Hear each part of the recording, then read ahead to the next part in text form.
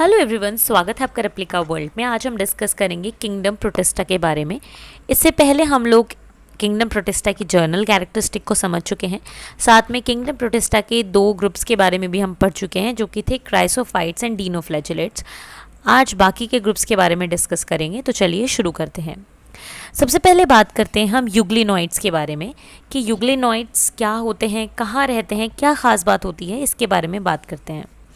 तो अगर हम यूग्लिनॉइड्स की बात करें तो ज़्यादातर जो यूग्लिनॉइड्स होते हैं वो फ्रेश वाटर ऑर्गेनिजम्स होते हैं और ये रुके हुए वाटर में मिलते हैं, यानी रुके हुए पानी में आपको ये मिलेंगे। इनके पास सेल वॉल नहीं होती। सेल वॉल की जगह एक प्रोटीन रिच लेयर होती है जिसको पेलिकल कहा जाता है, जिसकी वजह से इनकी बॉडी जो होती है फ्लेक्सिबल होती है बहुत ज़्यादा। इनके पास दो फ्लैजिला होते हैं, एक छोटा फ्लैजिला होता है और एक बड़ा फ्लैजिला होता है। इसके अलावा यहाँ पर ज़्यादातर ये क्या होता है, फोटोसिंथेटिक होते हैं, या फिर हम कह सकते हैं कि ये फोटोसिंथेटिक ही होते हैं जब सनलाइट होती है। पर अगर सनलाइट नहीं होती है तो ऐसे में ये सर्वाइव करने के लिए हेटरोट्रॉफ भी बन जाते हैं और दूसरे छोटे ऑर्गेनिज्म के ऊपर प्रीडिएट करते हैं, यानी उनको खा जाते हैं। तो ये एक बहुत ही इंटरेस्टिंग बात है कि इनका जो मोड ऑफ न्यूट्रिशन है वो फोटोसिंथेटिक तो है, बट अगर ज़रूरत पड़ती है तो ये हेटरोट्रॉफ यानी प्रीडिएटर भी बन जाते हैं। इंटरेस्टिंग बात यह है कि यूग्लिनाइड्स के जो पिगमेंट होते हैं वो प्लांट से भी मिलते हैं, यानी हायर पिगमेंट्स हायर प्लांट से भी मिलते हैं। इसका एग्जाम्पल है यूग्लिना। अगर हम यूग्लिना की बात करें कि यूग्लिना किस तरीके का दिखता है, तो यहाँ पे यूग्लिना कुछ इस तरीके का होता है और इसके पास दो फ्लैजिला होते हैं, जिसमें एक तो जो फ्लैजिला होता है काफ़ी बड़ा फ्लैजिला होता है और एक फ्लैजिला छोटा फ्लैजिला होता है। इसके अलावा क्योंकि एक यूकेरियोटिक सेल है तो बाकी की सेल ऑर्गेनल्स तो आपको इसके अंदर मिलेंगी ही। तो इस तरीके से सब चीज़ें यहाँ पे न्यूक्लियस और गोल्जी बॉडीज़ वगैरह सब कुछ यहाँ पे आपको मिलती हैं। अब यूग्लिना जो होता है उसको एक कनेक्टिंग लिंक माना जाता है बिटवीन एनिमल्स एंड प्लांट्स। आगे बात करते हैं हम स्लाइम मोल्स के बारे में। स्लाइम मोल्स की बात करें तो स्लाइम मोल्स जो होते हैं सेप्रोफिटिक होते हैं, यानी ये डेड और डिकेइंग चीज़ों पे फीड करते हैं। जब सूटेबल कंडीशंस होती हैं तो ये एक साथ मिलकर एक एग्रीगेट बना लेते हैं। दे फॉर्म एन एग्रीगेट जिसको प्लाज्मोडियम कहा जाता है, जो ग्रो करता है और बहुत फीट्स तक पहुंच जाता है, स्प्रेड हो जाता है। अनफेवरेबल कंडीशन के टाइम पर ये जो प्लाज्मोडियम होता है ये डिफ्रेंशिएट हो जाता है और डिफ्रेंशिएट होकर ये फ्रूटिंग बॉडीज़ बनाता है जिनके टिप्स पर स्पोर्स होते हैं। बिल्कुल ऐसे ही जैसे फंजाई होता है उसी तरीके से ये फ्रूटिंग बॉडीज़ होती हैं और फ्रूटिंग बॉडी के टिप्स पर क्या होते हैं, स्पोर्स होते हैं। तो इस तरीके से यहाँ पे होता है। अब हम बात करते हैं नेक्स्ट ग्रुप की, विच इज़ प्रोटोजोन्स। प्रोटोजोन्स बहुत ही इंपॉर्टेंट ग्रुप है। जो प्रोटोजोन्स होते हैं वो हेटरोट्रॉफ्स होते हैं, या तो वो प्रीडिएटर्स होते हैं या पैरासाइट्स होते हैं। इनको प्रिमिटिव रिलेटिव्स कहा जाता है एनिमल्स का। प्रोटोजोन्स चार ग्रुप में हम इनको डिवाइड कर सकते हैं: amoeboid protozoans, ciliated protozoans, flagellated protozoans and sporozoans. सबसे पहले बात करते हैं अमीबॉइड प्रोटोजोन्स के बारे में। ये जो ऑर्गेनिजम्स होते हैं फ्रेश वाटर में रहते हैं या सी वाटर में रहते हैं। ये जो होते हैं ये प्रे कैप्चर करने के लिए इस तरीके से मूव करते हैं कि पहले अपनी फॉल्स फीड बना लेते हैं बिल्कुल अमीबा की तरह, और फिर ये क्या करते हैं उस फूड को कैप्चर करके एनगल्फ कर लेते हैं। जो इनकी मरीन फॉर्म्स होती हैं उनमें सिलिका शेल्स भी होते हैं। इसका एग्जाम्पल है एंट अमीबा। अब अमीबा भी इसी में इंक्लूडेड होता है और हमें पता है अमीबा का मोड ऑफ न्यूट्रिशन क्या है, जैसे कि मतलब न्यूट्रिशन लेने का क्या तरीका है, जैसे कि ये अमीबा है और यहाँ पर इसको एक फूड का पार्टिकल जो है दिख रहा है। तो अब क्या होगा, ये अमीबा क्या करेगा, अपने फॉल्स फीड बनाएगा और इस तरीके से एक्सटेंड कर लेगा इनको, और उसके बाद फिर ये इसके बीच में फूड को ले लेता है। उसके बाद इसको ये बंद कर लेता है और एक फूड वैक्यूल बना लेता है। इस तरीके से एक फूड वैक्यूल बन जाएगा इसके बंद होने की वजह से, और यहाँ पर क्या होगा, फिर ये फूड पार्टिकल आ जाएगा।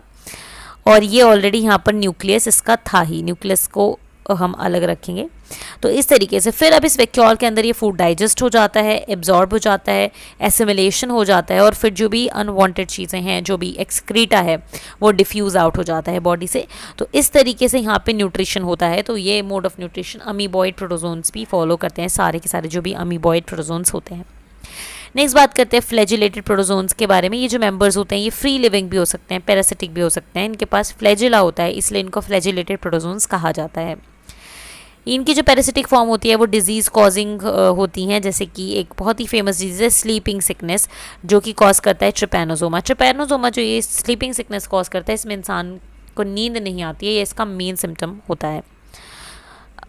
नेक्स्ट जो है वो है सीलिएटेड प्रोटोजोन। सीलिएटेड प्रोटोजोन जैसे नाम से पता चलता है कि इनकी बॉडी पर पूरी बॉडी पर सीलिया होते हैं। ये एक्वेटिक होते हैं और एक्टिवली मूविंग होते हैं, क्योंकि इनकी पूरी बॉडी पर सीलिया होते हैं, थाउजेंड्स ऑफ सीलिया यहाँ पर होते हैं। इनकी बॉडी में एक कैविटी होती है जिसको गलेट कहा जाता है, जो कि बॉडी के बाहर जो है ओपन होती है। इनका जो सीलिया का मूवमेंट होता है वो कोऑर्डिनेटेड रहता है इस तरीके से कि अगर जैसे मान लो फूड है कोई, जैसे अब हम इसका एग्जांपल ले सकते हैं पैरामीशियम का, और उससे हम समझ सकते हैं। जैसे कि पैरामीशियम है और हमें पता है पैरामीशियम की पूरी बॉडी पे क्या होते हैं, सीलिया होते हैं। फॉर एग्जांपल अब यहाँ पर कोई फूड है, तो यहाँ पर जो फूड पार्टिकल है उसको कैसे एनगल्फ करेगा, तो सीलिया के थ्रू तक जाएगा, और जाने के बाद सीलिया का मूवमेंट होगा। सीलिया का मूवमेंट इस तरीके से होगा कि सीलिया इस तरीके से मूव करेगा कि ये जो फूड पार्टिकल है ये क्या हो, अल्टीमेटली गलेट तक पहुँच जाए, जो कि क्या है, एक ओपनिंग है। तो गलेट तक पहुँच जाए और उसके थ्रू जो फूड है वो अंदर तक पहुँच जाए। तो इस तरीके से सीलिया मूव करते हैं कि कोऑर्डिनेटली मूव करते हैं कि जो फूड है वो गलेट तक पहुँच जाए और उसके थ्रू अंदर चला जाए।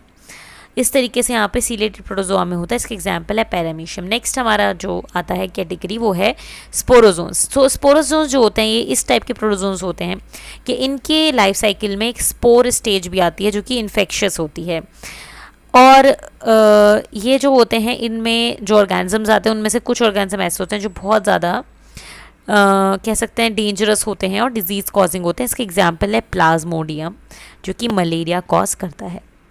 तो यहाँ पे अब हमने ये सारे ग्रुप्स कवर कर लिए। तो अब हमने जब किंगडम प्रोटिस्टा को पढ़ा और उसके ग्रुप्स को पढ़ा तो हमने देखा कि क्राइसोफाइट्स, डिनोफ्लैजेलेट्स, यूग्लेनॉइड्स, ये तीनों ही कैसे थे, फोटोसिंथेटिक थे। हालांकि यूग्लेनॉइड्स में थोड़ा हेट्रोट्रॉफिक वाला कैरेक्टर भी आ गया था। But slime moulds and protozoans क्या हैं, ये हैं हमारे हेट्रोट्रॉफिक। तो अब यहाँ पे हम देख सकते हैं जो स्टार्टिंग में हमने बात कही थी पिछले वाले लेक्चर में कि किंगडम प्रोटिस्टा की बाउंड्रीज डिफाइन नहीं है। बाउंड्रीज क्यों डिफाइन नहीं है कि कुछ ऑर्गेनिजम्स प्लांट्स जैसे लगते हैं, इसमें कुछ एल्गी जैसे लगते हैं, कुछ एनिमल जैसे लगते हैं, और ये बात सच भी है। क्राइसोफाइट्स जो हैं उनके एक मेंबर होते हैं डेस्मेट, जिनको गोल्डन एल्गी भी कहा जाता है, तो उनको एल्गी में भी इंक्लूड किया जाता है और एल्गी ही हैं वो। डिनोफ्लैजेलेट यूग्लिनॉइड्स जो हैं, अब जैसे हमने यूग्लिनॉइड्स को देखा कि उनके कुछ पिगमेंट्स जो हैं हर प्लांट से रिजेंबल करते हैं, तो इसका मतलब हम उनको कहीं ना कहीं प्लांट्स कंसिडर थोड़ा बहुत कर सकते हैं, इसलिए उनको कनेक्टिंग लिंक कहा गया। स्लाइम मोल्ड्स को क्या कहा जाता है, स्लाइम मोल्ड्स को हम कह सकते हैं कि ये एनिमल्स हैं, सब ये फंजाई से कहीं ना कहीं हम कह सकते हैं, नॉट एनिमल्स, हम कह सकते हैं कि फंजाई से रिलेट करते हैं because they are saprophytic.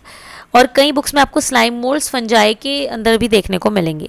Protozoans को जैसे कहा जाता है कि प्रिमिटिव रिलेटिव्स जिनको कहा जा रहा है एनिमल्स का, तो ये किंगडम एनिमेलिया से ज़्यादा रिलेट करता है। तो इसलिए हम कहते हैं कि किंगडम प्रोटिस्टा एक बहुत ही अतरंगी किंगडम है बिकॉज इसमें जो एनिमल्स हैं या जो भी ऑर्गेनिजम्स हैं वो बहुत ही डाइवर्स हैं। तो इस तरीके से किंगडम प्रोटिस्टा हमने कंप्लीट कर लिया। आई होप कि ये टॉपिक आपको समझ में आया हो।